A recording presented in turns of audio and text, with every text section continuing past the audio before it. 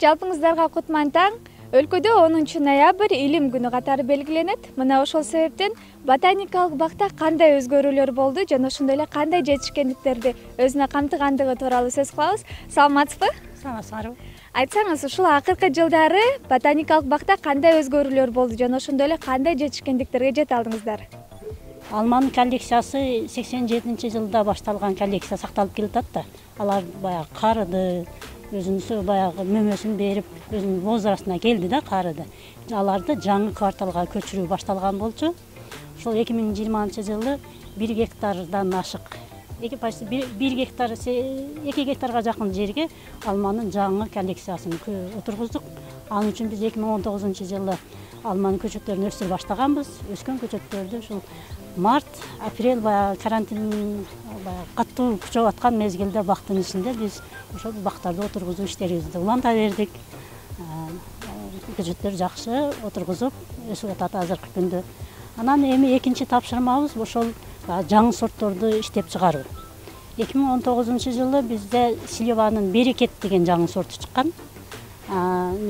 Алманын Мерим деген сорту.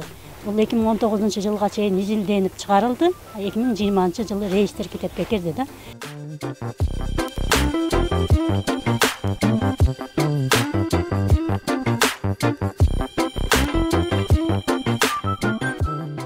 Жылда 10 ноябрда илим күнү белгиленет. Ушул күнгө карата илимий кызматкерлер биздин институт белгилүү бир жетишкендиктер менен келебиз. Быйылкы жылы биз 4 эл аралык долбоор менен, 8 эл аралык келишим менен, 8 эл аралык конференциянын негизинде иш алып бардык. Жалпы темабыз Кыргызстандагы өсүмдүктөрдүн генофондун сактоо жана байытуу деген темада иш алып бардык. Өсүмдүктөр боюнча жаңы илимий изилдөөлөр жүргүзүлүп, ошонун негизинде биз Бишкек шаарына 1000ден ашык көчөттөрдү сунуштадык. Бул шаардагы өскөн өсүмдүктөрдүн экологиясына ылайыкташылган өсүмдүктөрдү сунуштап, ошол өсүмдүктөр бүгүнкү күнү шаардын парктарына, скверлерине тигилип жатат.